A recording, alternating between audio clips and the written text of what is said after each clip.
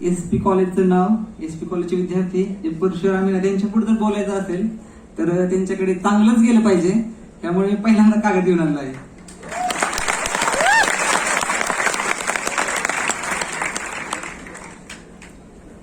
अखंड महाराष्ट्राचे आराध्य दैवत छत्रपती शिवाजी महाराज, क्रांतिज्योती, क्रांती सूर्य महात्मा ज्योतिबा फुले, सावित्रीबाई फुले आणि विश्वरत्न भारतरत्न डॉक्टर बाबासाहेब आंबेडकर.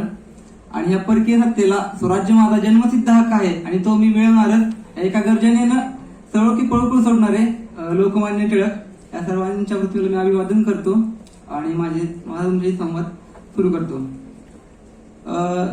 गावाकडचाच पोरगा आहे, म्हणजे इथे भरपूर सारे दिसत आहेत की गावाकडचे दिसत आहेत. म्हणजे एसपी कॉलेजला येणारे भरपूर सारे मुलं असतात की ज्यांच्या मनामध्ये काहीतरी ध्येय असतं, ध्येय वेळी असतात आणि गावाकडच्या मुलांमध्ये ते टॅलेंट असतं की काहीतरी करून दाखवायचं. म्हणजे लात मारत आता म्हणले की जिथं पाणी असतं तिथं ते लात मारतात. तर मला वाटतं की गावाकडची मुलं जिथं लात मारतात तिथं पाणी काढतात.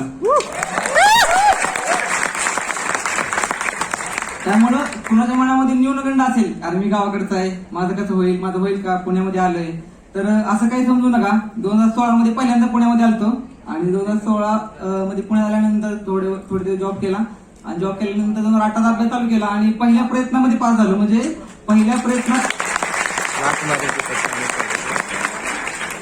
पहिल्या प्रयत्नामध्ये पास होत नाही त्यांच्यासाठी पण ही एक संदेश आहे की खरंच पहिल्या प्रयत्नात पास होतं आणि बँड लावून पास होतं, असं साधं होत नाही. कारण की माझी ओपन जनरल मधून 82 रँक आहे. म्हणजे असंही नाही की मी कास्ट मधून जरी असलो तरी ओपन जनरल मधून रँक आली आहे. त्यामुळं असं काही समजू नका की माझा पहिला प्रयत्न आहे, पहिला प्रयत्न देवाला देऊन बघू आणि बघू होईल का. देवाला काय नसतं. जर तुम्ही 100% तुम्ही दिला असाल, तुमचं 100% एफर्ट असतील तर देव 1% एफर्ट टाकतो. म्हणजे म्हणतात ना की 99% आपले एफर्ट आहेत, 99% आपलं कष्ट आहे, 99% आपला संघर्ष आहे आणि जो संघर्ष करतो त्याच्या पाठीमागे उभा राहतो, एवढं निश्चित आहे. त्यामुळं पहिल्यांदा म्हणजे मी एसपी कॉलेजचा अॅल्युमिनी नाहीये, तरीही एसपी कॉलेजने मला इथं बोलवलं. कारण की एवढ्या मोठ्या कॉलेजमधून डिग्री पास होणं किंवा एवढ्या मोठ्या कॉलेजचं अॅल्युमिनी असणं हीच खरी मोठी गोष्ट आहे. कारण की मी गावाकडे म्हणजे 10वी पर्यंत मी आमच्या शाळेतल्या म्हणजे 5-7वी पर्यंत मराठी शिक्षण आपली जेडपी शाळा असते त्या शाळेतून शिकलो आहे. त्यानंतर 8वी 9वी 10वी शिक्षण संस्थेत आमच्या गावामध्ये शिवाजी विद्यालय म्हणून होतं, तिथून 10वी पर्यंत शिक्षण झालं. 11वी 12वी केपी कॉलेज पंढरपूर मधून झालं आणि इंजिनिअरिंग पण सांगोल मधून झालं, फॅक्टरी टेक्निकल कॅम्पस मधून. म्हणजे 100% गावाकडचा प्रोडक्ट, म्हणजे गावाच्या बाहेर कधी गेलोच नाही. 11वी 12वीला पंढरपूरला होतो तर असं वाटतं की लई लांब आलंय, दर्शनावर घरी. म्हणजे त्यावेळेस असं होतं की कधीच गावाच्या बाहेर गेलो नव्हतो. त्यामुळे असं वाटतं की नाही गावातच बरं आहे, गावाकडे जायचं, पोरं बोलायची, कुठे बॅट बॉल खेळायचा, कुठे काय करायचा, असेच किस्से करत गेलो. थोडा माझा प्रवास सांगतो म्हणजे तुम्हाला कळेल की कार्यकर्ता कसा आहे.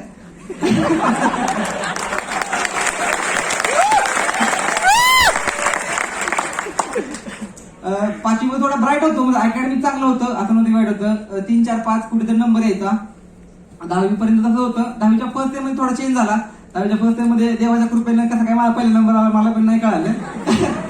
म्हणजे माझ्यासोबत आमच्याच वर्गातली एक आमची मैत्रीण होती, तिचा काय पहिला नंबर असायचा आणि मी कधी विचार नव्हतं करत की अरे ठीक आहे नंबर कशी काय आहे, आपलं खेळून बागडून इकडे मस्ती बिस्ती करून मार्क पडताना बाद झालं. मग 10वीच्या फर्स्ट इयर मध्ये पहिला नंबर आला. मग तिला खूप हे झालं, वाईट वाटलं की अरे माझा नंबर कसा गेला. मग तिला कोणी काय सांगितलं असेल माहित नाही, तिच्या मनानं ती माझ्याकडे आली, मला म्हणली तुला फायनलला दाखवते. चालतंय ठीक आहे दाखव म्हणलं. तेव्हा पण माझं काय नव्हतं, असं काय नव्हतं की दाखवते म्हणली आणि आपला असं इगो वगैरे झाला वगैरे. म्हणलं पोरी असतात, थोडं डोकं सर्किट असतं.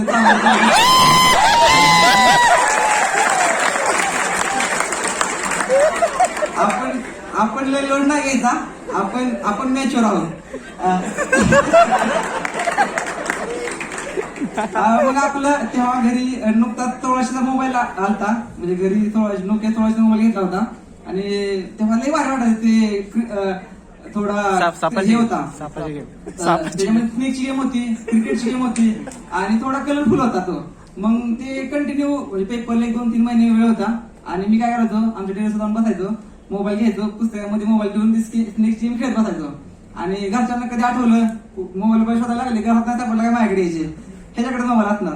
मग एक दिवशी असं झालं म्हणजे कंटिन्यू सारखं एक महिन्यावरतीच करत होतो मी. मग एक दिवशी आमची मम्मी आईवर आली आणि बसली माझ्या साईडला. म्हणली काय चाललंय काय चाललंय अभ्यास वगैरे काय चाललंय काय नाही. मग जरा थोडं बोलली अभ्यास वगैरे चाललाय का. मी म्हणलं एक नंबर चाललाय म्हणलं काय टेन्शन घेऊन म्हणलो तो. मग ती आली आणि बसल्यानंतर मला म्हणली की दादा बघ तुझ्याकडे मी कधी काय मागितलं नाही पण आमच्या मम्मीला कायम असं वाटत की कुठल्याही आता जरी आता एमपीएससी करतो ना तर तेव्हा प्रत्येक विचारते. मी म्हणलं मला प्रीला एवढे माझ्क आहेत त्यामध्ये पहिला कोणाचा आला. मी म्हणलं आहे पहिला पहिला काय नसते म्हटलं याच्यामध्ये क्वालिफाय असते. तेव्हा त्यावेळेस तिचा तोच प्रश्न की तुझा पहिला नंबर आला पाहिजे. मग मला त्यावेळेस एवढं काय वाटलं. मी म्हणलं काय झालं पहिला नंबर काय असतंय एवढं काय विशेष नसते म्हणलं पहिला नाही म्हणजे मला तुझा पहिला नंबर आला पाहिजे आणि मला तुला पहिला नंबर आलेला पाहिजे आहे. आणि तिच्या डोळ्यातला तो पहिला टीम म्हणजे माझ्यासाठी तिच्या डोळ्यातनं तो पहिला टीम आला माझ्या डायरेक्ट जीवायला आला. म्हणजे आयुष्यामध्ये दोन गोष्टी असतात. एक की तुम्ही यशाच्या खूप शिखरावर जाता खूप वर जाता त्याच्यासाठी पण एक क्षणच महत्वाचा असतो आणि तुम्ही जेव्हा रस्ता तळाला जाता त्याच्यासाठी पण एक क्षणच महत्वाचा असतो. म्हणजे दोन्ही माझ्या बॅक टू बॅक दोन्ही आयुष्यामधल्या गोष्टी आहेत. म्हणजे 10वीला तो एक क्षण पाहिला तेव्हा त्यानंतर खूप अभ्यास केला 2 महिन्यामध्ये खूप अभ्यास केला आणि मला 88.36 म्हणजे 88.36 मार्क पडले आणि माझ्या केंद्रामध्ये पहिला आलो. केंद्रात पहिला आलो. मग मैत्रिणीला काहीतरी 86 वगैरे होते त्यानंतर ते कधी भेटलीच नाही मला. मग मला काय असं काय वाटलं नाही की आपला पहिला नंबर आला आपण काय वेगळं केलं असं खूप भारी केलं असं मला तेव्हाही वाटलं नव्हतं. नंतर कधी वाटलं नाही. पण फील काही झालं जेव्हा मी 11वीला पंढरपूरला गेल्यानंतर केपी कॉलेजमध्ये पाहिल्यानंतर मला वाटलं की यार आपण तर गावामध्ये आपण डॉन आहे इथं काय आपल्याला सहज ऍडमिशन भेटेल. मग गेलो आयटी मध्ये गेलो फॉर्म भरल्यानंतर पहिली लिस्ट लागली. पहिली लिस्ट 90 क्लोज. अरे म्हणलं एक कार्यक्रम इथं आपण लयच मागाय म्हणलंय तिथं पहिली लिस्ट 90 क्लोज आहे आपण 88% आपला मार्क आपण आपल्या गावात पहिला म्हणलं इथली पोरं लेखून करायची. मग त्यावेळेस खूप वाईट वाटलं की म्हणलं आपण एवढा अभ्यास करून पण आपला म्हणजे डोनेशन न भरता नंबर नाही लागू शकला तर म्हणलं की आपलं काही खरं नाहीये. मग थोडं एन्व्हायरमेंट चेंज झालं. 11वी पंढरपूरला होतो रूम वगैरे केली होती. मग तिथंच फिरायचं पंढरपूरमध्ये सायकलीवरती इकडे तिकडं पुरीच्या मागण्या असंच फिरण्यामध्ये 11वी गेली 12वी गेली. त्यावेळेस तिथं ह्याचं कल्चर खूप होतं क्लासेसचं. क्लासेस लावले होते पण क्लासेसमध्ये शेवटच्या बेंचवर बसायचो आणि शुक्रवारी क्लासला गेलो ना शेवटच्या बेंचला बसायचं. क्लास सुटायच्या अगोदर बॅगेत तरी कपडे आणले असायचे तिथनं डायरेक्ट स्टँडवर घरी. सोमवारी संध्याकाळी जायचं. घरचे म्हणले की का नाही शनिवार सुट्टी असते क्लासला कारण की ते करमायचं नाहीये तेव्हा आज काही नव्हतं. मग 12वीला माझा म्हणजे आयुष्यामध्ये सगळ्यात वर्स्ट माझी काय असेल तर 12वी असेल. म्हणजे 12वीला जेव्हा बोर्डचे एक्झाम होते तेव्हा जरा थोडं डॉन टाईप होतं. 2-4 पोरं सोबत घेतले कारण की मला माहिती होतं माझा अभ्यास नाहीये. माझं जर माझ्या पुढच्या पोरांचं मला नाही दाखवलं तर मला काय खरं नाहीये. मग 2-3 पोरं सोबत घेतले. माझ्या पुढचा मित्र होता. मग त्या रूमवर गेलो त्याला म्हणलं चल चहा बी घेऊन बाहेर नेल्यानंतर त्याला चहा बी पाजला इकडे तिकडे फिरलो. मग त्याला म्हणलं पेपर आहे उद्या म्हणलं त्या तू फक्त मला म्हणलं पीसीए मी दाखवतो मराठी इंग्लिश दाखवतो. खोटं नाही लिटरली त्याला असं म्हणलं की तुम्हाला पीसीए मी दाखव मी तुला मराठी इंग्लिश दाखवतो. म्हणजे मराठी इंग्लिश मला येते असं नव्हतं कारण की त्याला 80% मार्क आहेत 12वीला मला 60% मार्क आहेत. आणि मी त्याला म्हणलं तुला दाखवतो मी. मग त्याला कारण की 2-4 पोर घेऊन गेलो सोबत त्याला म्हटलं अरे हे नाही दाखवलं तर कार्यक्रम करायला आपला. त्यानं लिटरली मी माझ्या पुढच्या पोराचा पेपर बघून लिहून मला 62% मार्क आहेत मोजके. म्हणजे 10वीला मी आमच्या केंद्रामध्ये पहिला होतो आणि 12वीला मला बघून लिहिण्या इतपत माझी परिस्थिती ओढवली होती. म्हणजे इथपर्यंत खचलो होतो की आपल्याकडनं काय होणार नाही. लिटरली जेव्हा सीईटीच्या पेपरला गेल्यानंतर गेलो बसलो मी पुढच्या पोरात बघून लिहायचा कार्यक्रम 12मध्ये फुल पुढचं मागचं कुठं दिसलं तर बघून लिहायचं आपल्याला ते बरोबर आहे चुकीचं आहे काही कळत नव्हतं फक्त बघून लिहायचं. पुढच्या पास बघून लिहित होतं. माझ्या मागच्या वर मला एक प्रश्न उत्तर विचारला हे उत्तर काय आहे अरे म्हणलं हे उत्तर बीच आहे. अरे म्हणलं ते तर नाहीच उत्तर म्हणलं बीच उत्तर आहे. मग ते म्हणलं काय उत्तर नाही बी. मग मला वाटलं की म्हणलं तू शांत म्हणलं तुला काय लिहायचं दिली मी पुढच्या बघून लिहिणार आहे. मग लिहिलं मला वाटलं की लई मार्क पडतील. मला काय वाटलं मला लई मार्क पडतील पुढचा वर्ग लई हुशार असेल. मला आमच्या कॉलेजचे मी जेव्हा इंजिनिअरिंगला ऍडमिशन घेतलं त्या टेक्निकल कॅम्पमध्ये आमच्या कॉलेजचे लोएस्ट मार्क आहे. मला 47 मार्क आहे सीईटीला 12वी सीईटीला. आणि तेव्हा फील झालं की नाही आपण म्हणजे इतक्या वरती होतो अकॅडमी मध्ये आणि आपण इतक्या खाली गेलोय. मग ह्याचा म्हणजे तो माझ्याच माझ्या मनाला लागलेला तो माझ्याच मनाने मला विचारला प्रश्न होता की आपण एवढं चांगलं असताना आपण एवढं चांगलं कसं काय गेलो. मग खूपच म्हणजे मी खूपच म्हणलं की अरे नाही, आपलं काय चुकतं, आपलं जे स्ट्रॉंग आहे ना त्या गोष्टी आपण काम केलं पाहिजे. इंजिनिअरिंगच्या फर्स्ट इयरला एवढा अभ्यास केला डायरेक्ट कॉलेजच्या टॉप 5 मध्ये. म्हणजे आयुष्यामध्ये म्हणतो ना की एक वर्ष किंवा जो एक क्षण असतो की तुमच्या मनानं तुम्हाला म्हटलं पाहिजे की अरे तुझ्यामध्ये काहीतरी आहे, तू काहीतरी स्पेशल आहे, तू काहीतरी वेगळा आहे. आणि तुम्ही बसलेली सगळी पुढची मुलं तुमच्यामध्ये काहीतरी स्पेशल आहे, कारण की तुम्ही परशुरामियन आहात, तुम्ही एसपी कॉलेज विद्यार्थी आहात. कारण की काही मुलांचं हे स्वप्न आहे की आपल्याला एसपी कॉलेजमध्ये ऍडमिशन भेटावं. तुम्हाला आज ऍडमिशन भेटले, तुम्ही कॉलेज स्टुडंट आहात, तुम्ही इथे बसलेला आहात, तर तुमच्यामध्ये ही स्पेशल गोष्ट आहे. लिटरली तुम्ही तुमच्या मनाला डिक्टेट केलं पाहिजे, सांगितलं पाहिजे की मी स्पेशल आहे. आणि तुम्ही आत्ताच गावाकडच्या मुलांच्या 2 स्टेप पुढे आहात. कारण की पुण्यामध्ये जे एन्व्हायरमेंट तुम्हाला भेटतंय ते लिटरली कुठल्याच मुलांना भेटत नाही, आम्हाला भेटत नाही. त्यामुळं तुम्ही तुम्हाला सांगत राहा की मी स्पेशल आहे. मग जेव्हा मला म्हणजे मी फर्स्ट सेमिस्टरला टॉप 5 मध्ये आलो आमच्या कॉलेजच्या, तेव्हा आमच्या प्राचार्याने बोलवलं आणि कार्यकर्ता कोण आहे, माझी प्रोफाईल पाहिली, बघितलं 46 मार्क आहेत सीईटीला, 12ला एवढे मार्क आहेत. आणि त्यांना एक्सपेक्ट होतं की कुणाचा पहिला येईल, की ज्याला सीईटीला चांगले मार्क आहेत, ज्याला 12ला चांगले मार्क आहेत त्यांचा पहिला येईल. आणि त्याच्यामध्ये हे कुठं आले मध्ये. मग त्याला मला बोलवलं, गेलो प्रिन्सिपल केबिन मध्ये गेलो, आपलं कोपऱ्यात उभं राहिलं. मग म्हणले कुठला, मी म्हणलं सर महूचा आहे. मग म्हटले बघू बी उठलेलं का तू, नाही म्हणलं तर विचारा, म्हणलं तुमच्या एक्झामिनरला विचारा बघून लिहिले का नाही. म्हणजे इथपर्यंत म्हणजे समोरच्या सरांचाही विश्वास बसला नाही की म्हणजे एवढी कमी मार्क असून एका म्हणजे आता वन नाईट म्हणतो ना आपण की एकाच वर्ष म्हणजे 12 नंतर लगेच फर्स्ट इयरला कॉलेजच्या टॉप मध्ये, आमच्या कॉलेजची पण त्यावेळेस मुलं खूप ब्राईट होती, त्यांच्यामध्ये टॉप 5 मध्ये आलो. मग तेव्हापासून ग्राफ हा उंचच आहे आणि अजूनही चढत आहे, इथून पुढेही चढतच राहील. त्यामुळं सांगण्या पाठीमागचा उद्देश हा की मी लय भारी अशातली गोष्ट नाहीये. सामान्यचा सामान्य मुलगा, गरीबातला गरीब मुलगा आणि सामान्य मुलगा ही करू शकतो. हे सांगण्याच्या पाठीमागचं की तुमच्यामध्ये तो एक्स फॅक्टर असतो आणि तो बसल्या प्रत्येक मुलामध्ये तो एक्स फॅक्टर आहे, तो फक्त ओळखता आला पाहिजे. म्हणजे तुम्हाला तुमचं इंट्रोस्पेक्शन करता आलं पाहिजे की मी कोणत्या गोष्टीमध्ये चांगला आहे. स्पर्धा परीक्षा क्षेत्र खूप मोठं आहे, निश्चितच ह्याच्यामध्ये ओले आहे, पण तुम्हाला तुमचा प्लॅन पाहिजे. म्हणजे तेव्हा तुम्ही ह्या क्षेत्राकडे वळता तर तुमच्याकडे प्लॅनिंग पाहिजे. आता एखादा जेव्हा व्यक्ती एखादा व्यवसाय चालू करतो तर व्यवसाय चालू करायच्या अगोदर डायरेक्टली कुठली गोष्ट चालू करत नाही. त्याच्या अगोदर तो बघतो मी जो व्यवसाय करतोय तो चांगला आहे का, त्याला मार्केट आहे का, त्याला मी जी जागा शोधतोय ती जागा योग्य आहे का, तो पॉईंट चांगला आहे का, तिथं पर्चेसिंग तिथली पॉवर चांगली आहे का, तिथे लोक येतील का, आणि मी जो व्यवसाय करतोय त्यामध्ये नफा आहे का. प्रोफेशनलिझम आहे याच्यामध्ये. तोच प्रोफेशनलिझम तीच गोष्ट कॉम्पिटिटिव्ह मध्ये पण आहे. म्हणजे तुम्ही जर ब्लाइंडली जर या क्षेत्रामध्ये असाल की हा करू झालं तर ठीक, याला काहीच अर्थ नाहीये. जर तुम्ही ब्लाइंडली या क्षेत्रामध्ये येऊन जर करणार असाल की अरे हा बघू 2 वर्ष देऊन बघू 4 वर्ष देऊन बघू, तर निश्चितपणे मी तुम्हाला सांगेन की तुम्ही या क्षेत्रामध्ये येऊ नका. कारण की तुमच्याकडे हे करिअर आहे आणि ह्याच्यामध्ये तुमच्या आयुष्याची उमेदीची तुम्ही 3 ते 4 वर्ष किंवा 2 वर्ष तुम्ही ह्याच्यामध्ये तुम्ही इन्व्हेस्ट करणार आहात, तर त्या इन्व्हेस्टची सबस्टन्सली काहीतरी तुम्हाला भेटावं, त्याच्यामधून काहीतरी कॉन्क्रीट भेटावं.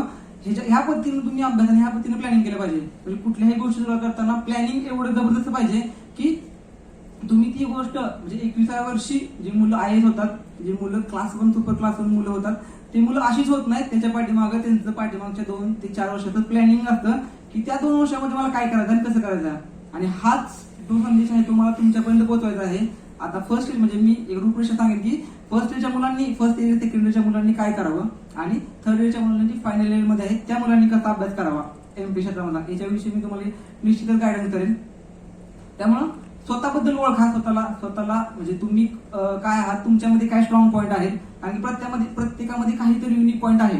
कोण अकॅडमिक मध्ये चांगला आहे, कोणाकडे कोण स्पोर्ट मध्ये चांगला आहे, कोण कल्चर मध्ये चांगला आहे, कुणाला चांगल्या व्यक्ती ओळखता येतात, कोण रस्त्यावर चालताना तुम्हाला कोण दिसली आणि कार मध्ये असते तरी पोरगा म्हणून सांगतो यार तो किती क्लासची आहे. म्हणजे हे स्किल काय झाल्यामध्ये असतं. त्यामुळे तुमचं स्किल ओळखा की तुम्ही तुमच्याकडे कोणतं स्किल आहे, त्या स्किलला इलॅबोरेट करा. कारण की तुमची जी कॉलेजची फेज आहे त्या कॉलेजच्या फेज मध्ये तुम्ही त्या गोष्टी करू शकता. तुम्ही जर आता कॉलेजला फर्स्ट इयरला असलेल्या मुलांनी जर फक्त स्पर्धा परीक्षा आणि मी कॉलेजचं काहीच करणार नाही हा जर तुमच्या मनामध्ये किंवा हा तुमच्या मनात विचार असेल तर थोडाफार मला वाटतं की त्या विचाराला तुम्ही थोडंफार कुठे चुकत आहात. का तर फर्स्ट इयर म्हणजे कॉलेजची जी वर्ष असतात ते तुमच्या पर्सनॅलिटी बिल्डिंगची वर्ष असतात, तुमची पर्सनॅलिटी डेव्हलपमेंटची वर्ष असतात. एक अधिकारी जेव्हा घडतो तेव्हा तो फक्त अभ्यासाच्या जोरावर नाही तर त्याच्या पर्सनॅलिटीच्या जोरावर घडतो. कारण की तुम्ही एमपीएससी तुम्हाला फक्त तुमचं अकॅडमिक नाही तर तुम्हाला ओव्हरऑल सर्वांगीण तुम्ही कशा आहात आणि तुम्ही त्या परीक्षेच्या त्या पदाच्या लायक आहात का, तर परीक्षा किंवा तर एमपीएससी तुम्हाला अधिकारी म्हणून निवडते. नुसता अभ्यास करून 24 तास अभ्यास केला, दिवसामध्ये तुम्ही सकाळी 7 ते 11 पर्यंत अभ्यास करणारी खूप मुलं आहेत, प्रत्येकाला पोस्ट भेटत नाही का, तर प्रत्येकामध्ये काहीतरी वेगळं आहे. म्हणजे जर 3 लाख मुलं पूर्व परीक्षा फॉर्म भरत असतील, त्यातून 10,000 मुलं मुख्य परीक्षेला पात्र होत असतील आणि त्यातून एक 300-400 मुलांचं सिलेक्शन होत असेल, तर त्या 300 मुलांमध्ये येण्यासाठी माझ्याकडे ती गोष्ट आहे का, किंवा त्या 300 मुलांसारखं माझ्यामध्ये काही युनिक आहे का, हे तुम्हाला विचारलं पाहिजे. कारण की जर माझ्यामध्ये युनिक नसेल तर एमपीएससीनं तरी का घ्यावं, हा कधी प्रश्न तुम्ही मला विचारलाय का, तर विचारला नसेल तर हा विचारला पाहिजे. आणि त्या 300 मध्ये येण्यासाठी मला काय करायला लागेल, किंवा ती 300 मुलं काय करतायत की जे फायनल लिस्ट मध्ये येत आहेत. त्यामुळं काहीतरी युनिक पाहिजे. अभ्यास सगळेजण करतायत, सगळ्यांकडे 30 पुस्तकं आहेत, सगळेजण 30 गोष्ट करतायत, सगळे. काही मुलांनी क्लास पण लावले असतील, क्लास बद्दलही सांगेन मी. क्लासचा न्यूनगंड काय आहे की तुमच्या मनामध्ये कोणत्या गोष्टी आहेत, क्लास केल्याशिवाय होऊ शकत नाही. तर तुमच्या समोर उभा आहे, मी पूर्व परीक्षेला कुठलाही क्लास लावला नव्हता, लिटरली कोणताही क्लास न लावता मी पूर्व परीक्षा पास झालो. मुख्य परीक्षा निश्चित मी कायद्याचा क्लास केलेला आहे. त्यामुळं क्लास लावलाच पाहिजे हा जो न्यूनगंड आहे तो सरासर चुकीचा आहे. कारण की जर तुम्ही कुठल्या गोष्टीमध्ये तुम्हाला इतिहास चांगले, तुम्हाला भूगोल चांगले, तर त्या गोष्टीमध्ये तुम्ही क्लास लावणे, इंटिग्रेटेड बॅच लावतो, म्हणजे इंटिग्रेटेड बॅच लावल्यानंतर मुलांचा भ्रम असा होतो की पहिल्या वर्षी देवाला म्हणजे क्लास करतोय ना तर क्लासच करणार, निश्चितच नाही मुलांना. पहिल्या वर्षी मी म्हटलं जसं की पहिल्या वर्षी रिझल्ट देतो, तुमच्या समोर उभा आहे. त्यामुळं तुम्ही क्लास लावायला मला दुमत नाहीये, पण अशा गोष्टींचे लावा याच्यामध्ये तुम्हाला प्रॉब्लेम येतोय. मग काही मुलांना सायन्स मध्ये प्रॉब्लेम असेल, काही मुलांना इकॉनॉमी मध्ये येत असेल, काही मुलांना दुसऱ्या कुठल्या विषयामध्ये येत असेल, तर पर्टिक्युलर त्या बॅचेस करून घ्या. जर तुम्हाला त्याच्यामध्ये विशेषतः त्या गोष्टीमध्ये जर तुम्हाला प्रॉब्लेम येत असेल तर सरसकट क्लास करायची मला तर वाटतं की आवश्यकता नाही. कारण की त्याच्यामध्ये तुम्ही त्या वर्षामध्ये खूप तुम्ही लिस्ट देऊन जाता आणि तुम्ही स्वतःहून काही गोष्टी करत नाही. म्हणजे एमपीएससी ही करणारीची आहे आणि त्याच्यामध्ये तुमचं इनपुट गेलं पाहिजे. क्लास केल्यानंतर सगळीच मुलं सिलेक्शन झाली असेल तर आता म्हणजे इथं हॉलमध्ये कोण आलं नसतं क्लास करून. तर क्लास करण्याबद्दल दुमत नाहीये, पण तुमचं इनपुट गेलं पाहिजे. जोपर्यंत तुम्ही स्वतःचं अनालिसिस करत नाही, तोपर्यंत तुम्ही प्रश्नपत्रिकांचं अनालिसिस करत नाही, तोपर्यंत तुम्ही एमपीएससीला ओळखत नाही, जोपर्यंत तुम्ही प्रश्नपत्रिकांना टॅकल कसं करायचं हे जोपर्यंत तुम्हाला ते स्किल येत नाही, तोपर्यंत मित्रांनो सांगतो मी, मग परीक्षा अवघड आहे. म्हणजे एमपीएससी ही खूप अवघड नाही, खूप सोपी नाही, ह्याच्यामध्ये कुठेतरी आहे, दोन्हीच्या मध्ये आहे. खूप अवघड नाही, खूप सोपी नाही. खूप सोपी नाही का तर स्पर्धा खूप आहे, खूप अवघड नाही तर काही प्रश्न असे असतात की जे कुणालाच कळत नाहीत. म्हणजे 100 प्रश्नांमध्ये मी वारंवार सांगतो की 50 प्रश्न आहेत की तिथल्या बसलेल्या सगळ्यांना जमतील. 50 प्रश्न ऍटलीस्ट माहित तरी असतील. 20 प्रश्न असे असतात की जे तुम्ही 50% जाता 50% राहिले 30 प्रश्न असे असतात की जे कळतच नाही. अरे काहीतरी वेगळं विचारले, म्हणजे कुठनं विचारलंय, कुठल्या पुस्तकात नाही, कुठून विचारले काहीच कळत नाही. आता वाटतं की एमपीएससी विचारली का काय कोणी विचारायला लागले. मग हे कळालं पाहिजे की जे 30 प्रश्न आहेत त्या 30 प्रश्न टॅकल कसं करू मी. म्हणजे अननोन प्रश्न आहेत जे प्रश्न आपल्या पुस्तकात नाहीत, तर त्या प्रश्नांना टॅकल फक्त तुम्ही प्रश्नपत्रिकांच्या अनालिसिसवर करू शकता. जोपर्यंत तुम्ही प्रश्नपत्रिकांचं अनालिसिस प्रॉपरली करणार नाही, तोपर्यंत तुम्हाला ते जे प्रश्न तुमच्या रीचच्या बाहेरचे आहेत, ते सगळ्यांच्या रीचच्या बाहेरचे आहेत, ते पुस्तकाच्या बाहेरचे आहेत, ते प्रश्न टॅकल होणार नाहीत. आपण माणूस आहे, आपल्या पण अभ्यासाला काहीतरी मर्यादा आहे आणि परीक्षेलाही काहीतरी मर्यादा आहे. तुम्हाला परीक्षेची पण मर्यादा कळली पाहिजे आणि आपली मर्यादा कळली पाहिजे. दिसेल ते पुस्तक पहिल्या पानापासून शेवटच्या पानापर्यंत वाचत जाणे ह्याच्यामध्ये काही तारतम्य नाही किंवा ह्याच्यामध्ये काही महारत नाही. तुम्हाला त्या 300 पानामधले ते 100 पानं कोणते की जे माझ्या परीक्षेला मी जी परीक्षा देणार त्या परीक्षेला महत्वाचे आहेत हे कळायला पाहिजे. आणि ते काढण्यासाठी अनालिसिस खूप महत्वाचं आहे. जोपर्यंत तुम्हाला परीक्षेचं अनालिसिस चांगल्या प्रकारे करता येणार नाही, तोपर्यंत तुम्हाला म्हणजे काय करू, त्या 300 पानाच्या पुस्तकातले जे शॉर्टिंग कसं करू, माझा अभ्यास कसा कमी करू, कमी इनपुट मध्ये आउटपुट कसं जास्त काढू हे कळणार नाही. आता जोपर्यंत म्हणजे मी काय म्हणतो की स्वप्न पाहिलं पाहिजे. म्हणजे तुमच्या समोर निश्चितच एक पोस्ट पाहिजे की मी ही पोस्ट मी टार्गेट करणार आहे. जोपर्यंत तुम्ही स्वप्न पाहत नाही किंवा जोपर्यंत तुम्ही एक टार्गेट ठेवत नाही, तोपर्यंत तुम्हाला काय करू म्हणजे कुठल्या डायरेक्शन जावे करणार नाहीये. जसं एपीजे अब्दुल कलाम सरांनी म्हणलं होतं की लो एम इज क्राईम, म्हणजे कमी ध्येय ठेवणं हा गुन्हा आहे आणि ध्येय किंवा स्वप्न ही झोप येत नाही तर उघड्या डोळ्यांनी पाहिजे असतात. जोपर्यंत तुम्ही ती उघड्या डोळ्यांनी पाहणार नाही आणि तुमचं ध्येय जोपर्यंत उच्च असणार नाही, तोपर्यंत तुम्ही त्या ध्येयाचा पाठलाग करायला त्या जो मन लागणार नाही. त्यामुळं पहिल्यांदा मनात ठेवा की मी परीक्षा कोण टार्गेट करणार आहे, कोणती पोस्ट टार्गेट करणार आहे. तुमची एक रूपरेषा असावी, एक ब्रॅकेट असावं की मला ही परीक्षा टार्गेट करायची, मला ह्या परीक्षेसाठी मला मी एवढा टाइम अलॉट केला आहे. तुमचं काय 2 वर्ष 3 वर्ष असेल तर 2 वर्ष ते 3 वर्ष एमपीसी मधला अभ्यास खूप असतो. 2 ते 3 वर्षामध्ये तुम्ही निश्चितच ऍटलीस्ट इंटरव्ह्यू पर्यंत तरी गेला पाहिजे. म्हणजे मी म्हणतो की जर त्या वर्षी तुमची काहीतरी इम्प्रुव्हमेंट झाली पाहिजे. तेव्हा तुम्ही या क्षेत्रामध्ये येता तेव्हा पहिल्या वर्षी ठीक आहे, काही मुलांचं थोडंफार अंडरस्टँडिंग कमी असतं, त्यांना लवकर ग्रास होत नाही. पहिल्या वर्षी जरी नाही झालं तर दुसऱ्या वर्षी तुमची प्री परीक्षा निघायला हवी. दुसऱ्या वर्षी प्री निघाल्यानंतर त्याच्या पुढच्या वर्षी तुमची मुख्य परीक्षा निघायला हवी. तर तुम्ही ऍटलीस्ट इंटरव्ह्यू पर्यंत म्हणजे 3ऱ्या प्रयत्नापर्यंत तुम्ही इंटरव्ह्यू पर्यंत गेला पाहिजे. पहिल्या प्रयत्नात निश्चितच पोस्ट निघते, त्या पद्धतीचं तुमचं इनपुट पाहिजे. आणि जरी एखाद्या नाही झालं तरी डिमोटिवेट व्हायचं नाही, त्या जोमानं पुढच्या वर्षी परीक्षा द्यायची. फक्त तुमचं स्वतःचं ऑब्झर्वेशन पाहिजे की माझं मागच्या वेळेस काय चुकलंय. जोपर्यंत तुम्ही पाठीमागच्या परीक्षेमध्ये माझं काय चुकलंय आणि त्याच्यामध्ये मी काय इम्प्रुव्हमेंट करू आणि त्याच्यामध्ये तुमचं ऑब्झर्वेशन जोपर्यंत चांगलं होत नाही तोपर्यंत मित्रांनो रिझल्ट येत नाही.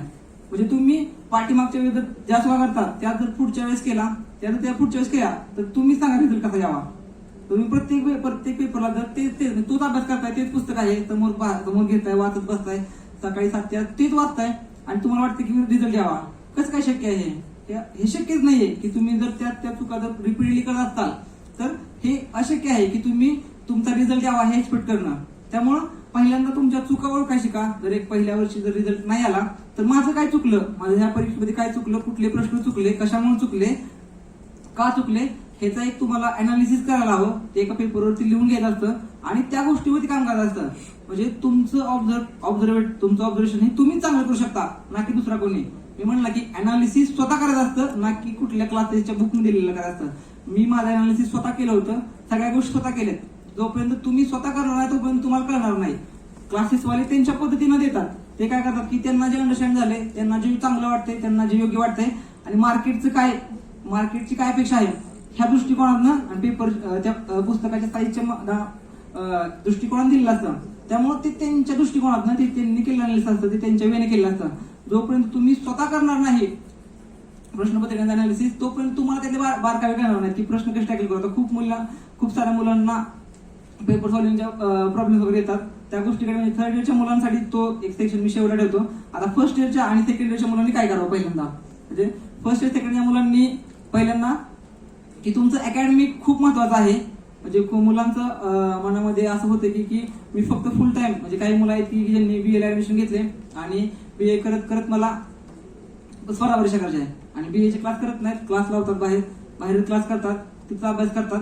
तर मला तर वाटतं की ही थोडीफार तुम्ही तुमचं अकॅडमिक तुमचं कॉलेज कुठेतरी मिस करताय. कारण की ते मिस केलं म्हणून रिझल्ट येईल असंही नाहीये आणि ते करत तुमचा रिझल्ट येईल असंही आहे. म्हणजे तुम्ही 100% जर कॉलेजला इग्नोर करत असाल आणि फक्त मी एमपीएससी करतो आणि पहिल्या वर्षी अधिकारी होतो, पहिल्या ठोक्यात अधिकारी होतो, तर हे कुठेतरी मनामध्ये असेल ना, तर कारण की अधिकारी काय फक्त अभ्यास होत नाही. मग म्हणलं मी त्याला तो एक ओव्हरऑल पॅकेज असतो. म्हणजे तुमची जी पर्सनॅलिटी डेव्हलपमेंट आहे ही तुमची कॉलेजमधून होते. मग तुमचे कल्चरल इव्हेंट असतील, तुमच्या कॉलेजला तर एवढा 100 वर्षाचा दीपमान इतिहास आहे, त्यामुळे तुमचे सामाजिक आणि कल्चरल ज्या काही ऐतिहासिक वगैरे गोष्टी आहेत याचा तुमच्या कॉलेजमध्ये खूप मोठा इतिहास आहे. तर त्या गोष्टीचा कुठेतरी फायदा करून घ्या. खूप चांगल्या जेवढे तुमच्या कॉलेजमध्ये जेवढे चांगले इव्हेंट होतात त्या इव्हेंटमध्ये पार्टिसिपेट करा. जोपर्यंत तुम्ही त्या गोष्टीमध्ये पार्टिसिपेट करणार नाही तोपर्यंत तुम्ही तुमच्यामधला तुम्ही तुम्हाला ओळखू शकणार नाही. त्यामुळे त्या गोष्टीत पार्टिसिपेट करा. कॉलेजमधले तुमचे लेक्चर वगैरे असतील तेही अटेंड करा. तोच अभ्यास आहे जो की तुम्ही आता शिकताय, तुमच्या करिक्युलमचा जो भाग आहे तोच अभ्यास तुम्हाला फायनलमध्ये किंवा एमपीसी परीक्षेमध्ये आहे. त्यामुळे त्या गोष्टीवरती पण फोकस करा. त्याच्यानंतर जे 3rd इयरचे मुलं आहेत, जे लास्ट इयरला वगैरे आता आहेत, की त्यांच्यासाठी सांगेन की तुम्हाला फुल टाइम जर एमपीसी काय असेल, म्हणजे लास्ट इयरला तुम्हाला एक चांगला प्लॅन करत असेल की पहिली जेव्हा मी पूर्वपरीक्षा देईन तर ती पूर्वपरीक्षा मला पास झाली पाहिजे, तर त्या मुलांनी ना तुमच्या दिवसाचं शेड्यूल बनवलं पाहिजे की माझा कॉलेजचा टाइम नंतर जो टाइम राहतोय त्या टाइमचं तुम्हाला डिवायडेशन करता आलं पाहिजे. त्या डिवायडेशन मध्ये तुमचा टॉप प्रायोरिटी ही प्रश्नपत्रिका सॉल्व्हिंगला असावी. प्रश्नपत्रिका डेली सॉल्व्ह केल्या पाहिजेत. त्याच्यानंतर जे सब्जेक्ट आहेत, तुम्ही जी परीक्षा फोकस केली त्या परीक्षेचे जे सब्जेक्ट आहेत त्या सब्जेक्टला तुम्ही परीक्षेच्या प्रश्नांच्या परीक्षेला जे प्रश्न येतात त्या वेटेजनुसार तुम्ही त्याला डिवाइड करून त्याला वेळ अलॉट केला पाहिजे. जोपर्यंत तुम्ही परीक्षेमध्ये येणारे सब्जेक्ट म्हणजे परीक्षेमध्ये असलेले सब्जेक्ट त्याचं वेटेज आणि त्या वेटेजनुसार तुमचा वेळ जोपर्यंत डिवाइड करत नाही तोपर्यंत योग्य दिशेने तुमचे फोर्स लागत नाही. त्यामुळे त्या गोष्टीकडे पण एक लक्ष द्या की तुम्ही योग्य डायरेक्शन किंवा योग्य सब्जेक्टला योग्य वेटेज देत आहे का, ती एक गोष्ट आहे. त्याच्यानंतर मी वारंवार म्हणतो की प्रश्नपत्रिका अनालिसिस किती महत्वाचं आहे. तर प्रश्नपत्रिका अनालिसिस करणं जोपर्यंत तुम्हाला प्रश्नपत्रिका अनालिसिस करत नाही तोपर्यंत तुम्हाला जे अननोन प्रश्न आहेत त्या अननोन प्रश्नांना कसं टॅकल करू, त्यानंतर परीक्षेची प्रश्नपत्रिकांची जी लँग्वेज आहे ती लँग्वेज मी कशी अक्वायर करू, आणि जे आपण म्हणतो की टाइम मॅनेजमेंट, खूप साऱ्या मुलांना टाइम मॅनेजमेंट होत नाही, तर टाइम मॅनेजमेंट करण्यासाठी अगोदर परीक्षेची लँग्वेज कळाली पाहिजे. जोपर्यंत परीक्षेची लँग्वेज, प्रश्नपत्रिकामध्ये जो प्रश्न कसा विचारलाय तो जोपर्यंत समजत नाही तोपर्यंत तुमचं टाइम मॅनेजमेंट होत नाही. कारण की जर समोर दिलेला प्रश्न असेल आणि तो जर प्रश्न तुम्हाला अंडरस्टँड नाही झाला तर तुम्हाला कळणारच नाही की मी कुठं चुकतो किंवा त्या प्रश्नामध्ये काय फ्लॉ दिला आहे. त्यामुळे त्या गोष्टीवरती भर द्या की प्रश्नपत्रिका जास्तीत जास्त सॉल्व्ह करा, त्यातून तुम्हाला परीक्षेचा न्याक येतो. म्हणजे परीक्षेला काय इम्पॉर्टंट आहे, परीक्षेला काय इम्पॉर्टंट आहे आणि आयोगाला काय इम्पॉर्टंट आहे. त्यामुळे त्या गोष्टीकडे भर द्या की प्रश्नपत्रिका किती महत्वाच्या आहेत. कारण की आता मी माझं पहिल्या प्रयत्नामध्ये सिलेक्ट होण्याचं एकमेव कारण की मी प्रश्नपत्रिका खूप सॉल्व्ह केल्या होत्या. म्हणजे लिटरली मेन्सच्या काळामध्ये मी 70 ते 80 प्रश्नपत्रिका सॉल्व्ह केल्या होत्या कंटिन्युअसली. आणि जेव्हा माझी मुख्य परीक्षा होती PSIची तेव्हा मी ऍक्च्युली पहिल्यांदा राज्य मुख्य परीक्षेला होतो. राज्य मुख्य परीक्षेला म्हणजे तिथं माझा नंतर रिझल्ट गेला ते नाही सर की ना, मग त्यानंतर मी फक्त PSI फोकस केली की नाही म्हणलं आपलं फक्त पोस्ट काढायचे आहे, तर मग मी PSI फक्त फोकस केली. आणि माझ्याकडे फक्त 4 दिवस होते. म्हणजे म्हणून म्हणतात की कमी वेळेमध्ये अभ्यास होतो का, तर निश्चितच होतो. माझ्याकडे मुख्य परीक्षेला PSIच्या मुख्य परीक्षेला फक्त 60 दिवस वेळ होता आणि माझ्या पुढे 200 मार्कांचा 2 पेपर होते, 100 मार्काचा 100 मार्काचा. तर ते 2 पेपरचा अभ्यास मी 60 दिवसामध्ये केला होता.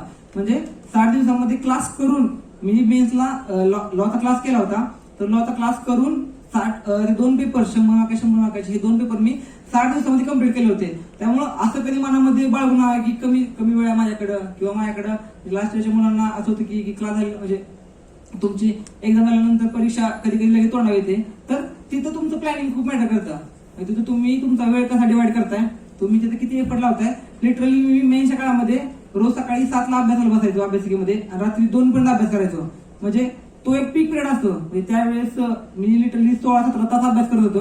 म्हणजे ती वेळेची मागणी होती. असं नाही की प्रत्येक वेळेस तुम्हाला 16-17 तास अभ्यास करावा लागेल असंही काही नाहीये. ती त्यावेळेची वेळेची मागणी होती, त्यामुळे मी तेवढा अभ्यास करू शकलो. त्यामुळे त्या गोष्टीकडे पण एक लक्ष द्या.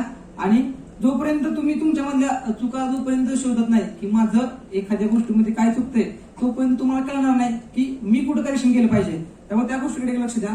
त्यानंतर आमचा 8 मार्चला अधिकारी का व्हावं, तर आमची पूर्व परीक्षा झाली होती 21 मार्च 2019ला. त्यानंतर मुख्य परीक्षा झाली होती 4 ऑगस्ट 2019ला. आणि 2.5 वर्षानंतर आमची फिजिकल टेस्ट आणि आमचा इंटरव्ह्यू आज नोव्हेंबर 2022 मध्ये झाला होता.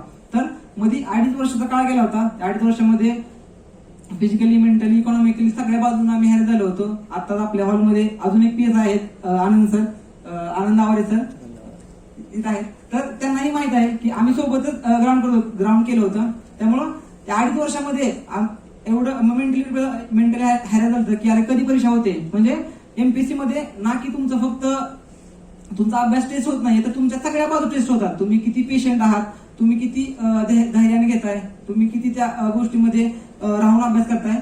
त्यामुळं तुम्ही ह्या क्षेत्रामध्ये येताना 2-3 गोष्टी मला 100% ठेवल्या पाहिजेत. मी ह्या क्षेत्रामध्ये 3 गोष्टीवरती भर देतो. DP वरती, कुठल्या ह्याचा DP नाही, व्हॉट्सअपचा DP. तर 3 D आणि 1 P. त्यामध्ये डायरेक्शन, डिटर्मिनेशन आणि डेडिकेशन. डायरेक्शन, डिटर्मिनेशन, डेडिकेशन ह्या तिन्हीला पेशन्सची जोड पाहिजे. जोपर्यंत तुमचा DP चांगला होत नाही तोपर्यंत परीक्षेत यश येत नाही. त्यामुळं 3 गोष्टीवरती भर द्या, त्या DP वरती भर द्या. निश्चितच तुम्हाला ही परीक्षेमध्ये यश येईल. आणि रिझल्टचा तो दिवस 8 मार्च 2022ला आमचा रिझल्ट लागला. महिला दिना दिवशी मी पाठीमागे सांगितलं होतं की मी लायब्ररीमध्ये होतो. लायब्ररीमध्ये असताना जस्ट जेवायला निघालो होतो आणि जस्ट मोबाईल हातात घेतला. 12:57-58 झाले होते. आणि मोबाईल हातात घेतल्यानंतर पाहिल्यानंतर वरती नोटिफिकेशन आलं पोलीस उपनिरीक्षक 2019 पदाची सर्वसाधारण यादी जाहीर होण्याबाबत. मग पहिल्यांदा ते हात कापायला लागला, यार रिझल्ट तर लागलाय. आणि ओपन करायला गेलो टेलिग्राम चॅनलवरून, ओपन होत नव्हता. मग असं वाटत होतं की म्हणजे लिटरली म्हणजे रिझल्टचा तो क्षण किती महत्वाचा असतो ते तेव्हा कळालं की लिटरली हात थरथर कापत होता. ओपन झाला नाही. त्यानंतर मी आयोगाच्या वेबसाईटवर गेलो, वेबसाईटवर रिझल्ट डाउनलोड केला. डाउनलोडनंतर नाव सर्च केलं, जीवन खांडेकर नाव दिसलं. एवढा आनंद झाला की आयुष्यात म्हणजे आपण जी आयुष्यातली 2-3 वर्षाची खर्च केली त्या गोष्टीसाठी आपण झटत होतो, ती गोष्ट कुठं सत्यात उतरल्यासारखी झाली. आणि घरी पहिला फोन केला, आईने फोन उचलला. आईने फोन उचलल्यानंतर आईला पहिलं वाक्य बोललो की आई तुझा पोरगा फौजदार झाला. म्हणजे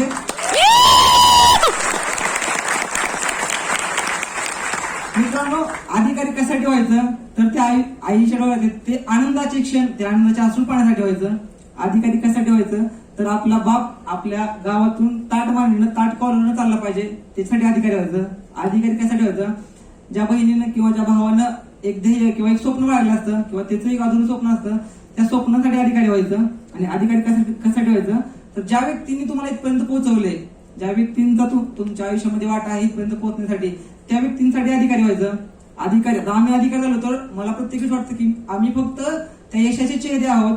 त्या यशाच्या पाठीमागं आमच्या आई वडिलांचं, आमच्या सोबतचे मित्र मैत्रीण होते, जे मला इन्स्पिरेशन माझ्या बहिणीकडून भेटलं होतं, त्या सर्वांचं यश आहे. त्यामुळं अधिकारी म्हणजे मनामध्ये ती तुमच्या जिद्द, ती चेतना आणि ती गोष्ट पाहिजे की पेटून उठून, म्हणजे एमपीएससी ही करणाऱ्याची आहे ना की हुशारांची आहे. म्हणजे एमपीएससी मध्ये जो करतो तो तरतो. कारण की एमपीएससी मध्ये असं नाही की एक महिना अभ्यास केला आणि सिलेक्शन झालं. एमपीएससी मध्ये कंटिन्युटी पाहिजे, तुमचं हार्डवर्क पाहिजे, कष्ट पाहिजे, संघर्ष पाहिजे. जोपर्यंत तुम्ही ह्या सगळ्या गोष्टीतून जात नाही तोपर्यंत एमपीएससी तुम्हाला पोस्ट देत नाही. त्यामुळे या सगळ्या गोष्टीवरती काम करा.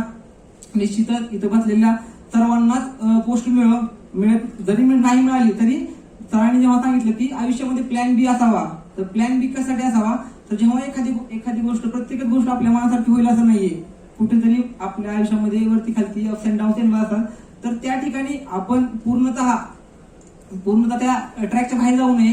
कुठेतरी आपल्याकडे आयुष्यामध्ये प्लॅन बी असावा आणि त्या गोष्टीवरती आपण वर्क करावं. त्याच्यासाठी आयुष्यामध्ये आपले 100% प्लॅन बी असावा. त्यामुळं निश्चितच तुम्ही तुमचे प्रश्न विचारा, कारण की मी माझ्याकडनं सांगण्यासारखं खूप आहे. म्हणजे मी माझा संघर्ष, मी कुठल्या परिस्थितीत आलो, कसं आलो हे सांगण्यापेक्षा तुम्हाला माझ्याकडनं काय एक्सपेक्टेड आहे. म्हणजे तुम्ही इथं बसला आहात, आता जे गेले ते कावळे, जे राहिले ते मावळे. कारण की चांगल्या गोष्टी ही शेवट नेतात, गेले राहिले मावळे. त्यामुळं तुम्हाला काय प्रॉब्लेम आहे, तुम्हाला काय इश्यू आहे ते तुम्ही प्रश्न विचारा, त्याची मी निश्चितच माझ्याकडनं उत्तर देण्यासाठी प्रयत्न करेन.